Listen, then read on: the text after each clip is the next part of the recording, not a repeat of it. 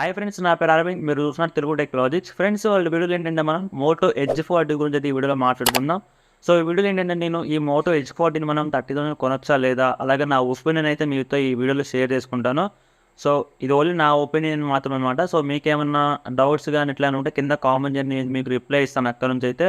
So ఇది ఒక మంచి ఫోన్ అని చెప్పొచ్చు. మనకి 29,000 రూపీస్కి బెస్ట్ వాల్యూ ఫర్ మనీ అని చెప్పొచ్చు. సో అది ఎందుకో ఈ వీడియోలో మాట్లాడుకుందాం. సో వీడియో స్టార్ట్ చేసే ముందు మర్చిపోకుండా ఛానల్ సబ్స్క్రైబ్ చేసుకొని వీడియో కంటిన్యూ చేయండి. అలాగే మీ ఫ్రెండ్స్ కూడా షేర్ చేయండి ఈ వీడియోని. సో మీరు సపోర్ట్ చేస్తేనే ఇంకా క్వాలిటీ కంటెంట్ అయితే మీకు తీసుకోవడానికి అయితే ట్రై చేస్తామన్నమాట. ఎందుకంటే సో మీరు చేసే సపోర్ట్ వల్ల ఏంటంటే మాకు మోటివేషనల్గా ఫీల్ అయ్యి ఇంకా బెటర్ క్వాలిటీ కంటెంట్ అయితే మీ ముందుకు తీసుకోవడం జరుగుతుందన్నమాట.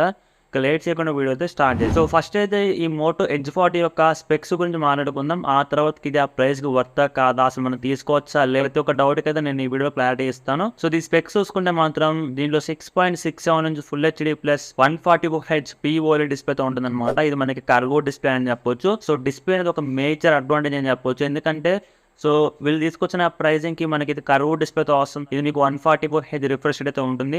సో హెచ్ఆర్ 10+ ఉంటుంది. ఇది మీకు 8-bit ప్యానల్తో వస్తుంది. 1200 nits పీక్ బ్రైట్నెస్ అయితే ఉంటుంది ఈ డిస్ప్లేలో వచ్చేసరికి. వీళ్ళు సో చాలా కేర్ తీసుకొని వచ్చారు. సో మనకి తీసుకొచ్చామంటే ఏదో నార్మల్ డిస్ప్లే అనేది కాదు. సో వీళ్ళు మంచి క్వాలిటీ డిస్ప్లే అయితే తీసుకొని వచ్చారు ఈ ఫోన్లో. నెక్స్ట్ వచ్చేసరికి ప్రాసెసర్ అనమాట. సో ఇందులో మనకి MediaTek 8020 ప్రాసెసర్ అయితే వస్తుంది. ఇండియాలో కాదు, అట్లానే వేరే కంట్రీలోనే కాదు, మనకి అసలు గ్లోబల్గా వరల్డ్లోనే ఫస్ట్ ఫోన్ అనమాట. ఇది మనకి MediaTek 8020 ప్రాసెసర్తో చెప్పుకొని ఇది ఒక్కటే ఉంది. సో ఫస్ట్ వచ్చిన ఫోన్ కూడా ఇదే అనమాట. సో ప్రాసెసర్ గురించి మాట్లాడుకుంటే మాత్రం ఇది మనకి ఏదైతే వీళ్ళు తీసుకొచ్చిన ప్రైస్ అయితే ఉంది 29,000 రూపీస్కి వర్త్ అని చెప్పొచ్చు. సో మనకి ఇంచుమించు స్నాప్డ్రాగన్ 870కి అలాగే 888 మధ్యలో అయితే ఉంటుంది. ఒక 10-15% దాకా అయితే మనకి 870 కన్నా కొంచెం బెటర్ అయితే ఉంటుంది. సో 888 కన్నా కొంచెం డౌన్ గ్రేడ్ అని చెప్పొచ్చు. సో ఆ ప్రైస్కి ఓవరాల్గా మనకి జస్టిఫై అయితే చేస్తుంది అనమాట ప్రాసెసర్ అనేది. సో అలాగే మనకి యూజ్ చేసిన ర్యామ్ వచ్చేసరికి LPDDR4X ర్యామ్ అయితే యూజ్ చేశారు. సో అలాగే UFS 3.1 స్టోరేజ్ అయితే యూజ్ చేశారనమాట. సో ఇక్కడ నాకు కొంచెం ఏంటంటే ఈ LPDDR4X బదులు మనకి LPDDR5 ఇస్తే బాగుంది అనిపించింది అట్లీస్ట్. సో కాకపోతే మనకి ప్రైస్ కటింగ్స్ కావచ్చు, బిల్డ్ క్వాలిటీ ఇవన్నీ వీళ్ళు తీసుకొచ్చారు కాబట్టి ఇక్కడ కొంచెం కాంప్రమైజ్ అయినట్లయితే మనకైతే కనిపిస్తుంది. సో అట్లీస్ట్ LPDDR5 ఇస్తే కొంచెం బెటర్ అయితే ఉంటుంది అనమాట పర్ఫార్మెన్స్ అనేది.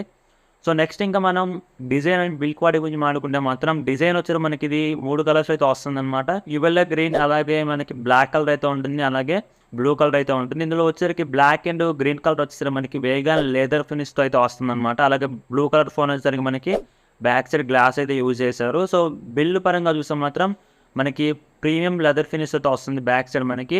సో బ్లూ కలర్లో చూసుకుంటే మనకి గ్లాస్ ఫినిష్తో వస్తుంది అనమాట. సో అలాగే మనకి ఫ్రేమ్ కూడా అల్యూమినియం ఫ్రేమ్ అయితే వస్తుంది. బిల్డ్ క్వాలిటీలో కూడా వీళ్ళు ఎక్కడైతే కాంప్రమైజ్ అయితే అవ్వలేదు అనమాట.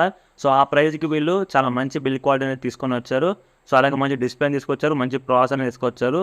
సో నెక్స్ట్ వచ్చరికి కెమెరాస్ గురించి మాట్లాడుకుంటే బ్యాక్ సైడ్ మీకు డ్యూల్ కెమెరా సెటప్ అయితే ఉంటుంది. మీకు 50 MP మెయిన్ కెమెరా అయితే ఉంటుంది. 13 MP ultra wide angle camera అయితే ఉంటుంది. సో ఈ అల్ట్రా వైడ్ యాంగిల్ కెమెరాని యూస్ అయితే మీరు మ్యాక్రో షాట్స్ కూడా తీయచ్చు. సో 13 MP మ్యాక్రో షాట్స్ అంటే మాత్రం మనకి చాలా బెటర్ క్వాలిటీ అయితే వస్తాయి అన్నమాట. 2 MP 5 MP వేస్ట్ సెన్సార్లు ఇచ్చే బదులు సో ఇట్లా 13 MP వైడ్ యాంగిల్ కెమెరా ఇచ్చి దాని నుంచి మ్యాక్రో షాట్స్ తీసే విధంగా ఇస్తే మాత్రం చాలా మంచి మూవ్ అని చెప్పొచ్చు. ఎందుకంటే సో ప్రతి ఒక్కటి యూస్ఫుల్ కెమెరా అని చెప్పొచ్చు.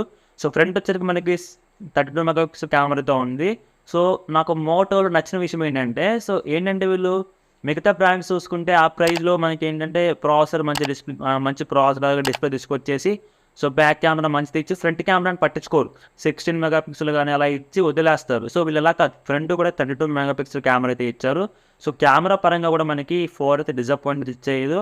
30,000 రూపాయలకి వర్త్ ఫొటోస్ అయితే మీరు తీసుకోవచ్చు అనమాట. సో మంచి కెమెరా క్వాలిటీ అయితే ఈ ఫోన్లో అయితే ఉంటుంది. సో నెక్స్ట్ వచ్చేకి ఈ ఫోన్ని ఫ్లాగ్షిప్గా మార్చడానికి కొన్ని స్పెక్స్ అయితే కావాలి. సో ఆ స్పెక్స్ ఏంటంటే సో ఇందులో మనకి 4400 mAh బ్యాటరీ ఉంటే 65 వాట్ వైర్ ఛార్జింగ్ ఉంటే 15 watts వైర్లెస్ ఛార్జింగ్ సపోర్ట్ అయితే ఉంటుంది. సో అలాగే మనకి IP6 shade water and dust resistant ఈ ఫోన్ అయితే వస్తుందన్నమాట. సో ఇందుకే వీళ్ళు దీన్ని ఫ్లాగ్షిప్ కిల్లర్ అని చెప్పేసి అంటున్నారు అనమాట. సో 29,000 రూపీస్కి వీళ్ళు సింగిల్ సిమ్ అయితే యూజ్ చేయగలరు. సో నెక్స్ట్ ఇంకొక సిమ్ వచ్చరికి ఏంటంటే ఈ సిమ్ సపోర్ట్ అయితే వస్తుంది. సో మనకి ఏంటంటే ఫ్లాగ్షిప్ మొబైల్స్ కూడా మనకి డ్యూల్ సిమ్ అయితే ఇస్తే సో వీళ్ళు చూసారా మనకి తక్కువ బడ్జెట్లో ఫ్లాగ్షిప్ స్పెక్స్తో వీళ్ళు ఈ సిమ్ అయితే తీసుకొని వచ్చారు. సేమ్ ఐఫోన్ టైప్లోనే మనకి ఒకటి మీరు ఫిజికల్ సిమ్ వాడచ్చు, నెక్స్ట్ ఇంకోటి వచ్చరికి ఈ సిమ్ అయితే వాడాల్సి ఉంటుంది. ఇవన్నీ కలిపేస్తే మోటో ఎడ్జ్ 40 అనమాట. సో ఓవరాల్గా ఒక గుడ్ ప్యాకేజ్ అని చెప్పొచ్చు. సో నేనైతే చాలా ఇంప్రెస్ అయ్యాను ఈ ఫోన్ వచ్చిన తర్వాత. ఎందుకంటే ఆ ప్రైస్ బ్రాకెట్‌లో ఇంత మంచి స్పెక్స్‌తో ఏ ఫోన్ లేదు. సో, ఎవరైనా తీసుకురావాలన్నా గానీ కొంచెం బ్యాక్ స్టెప్ అయితే వేస్తారనమాట. తక్కువ ప్రైస్‌లో వీళ్ళు అన్ని స్పెక్స్ అయితే ఆఫర్ చేశారు.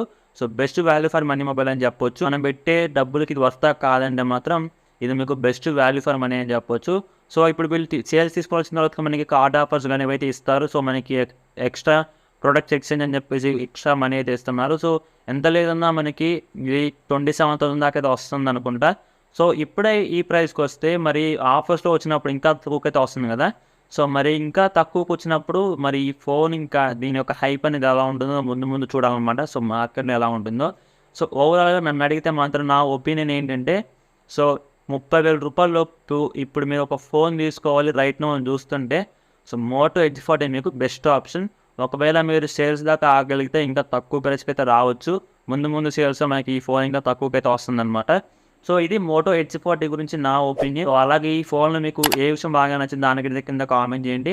సో, ఆ ప్రైస్‌కి ఇది వర్తా కాదా? అసలు ఈ ఫోన్ మీకెలా అనిపించిందో దాని గురించి కూడా మీరు కింద కామెంట్ చేయండి. నేను కూడా తెలుసుకుంటాను. సో, ఇదన్నమాట వీడియో. సో, వీడియో కూడా లైక్ చేసుకోండి. మీ ఫ్రెండ్స్ కూడా వీడియోని షేర్ చేయండి. అలాగే మర్చిపోకుండా మన ఛానల్ సబ్స్క్రైబ్ చేసుకో. Thanks for watching. నెక్స్ట్ వీడియోలో మళ్ళీ కలుద్దాం.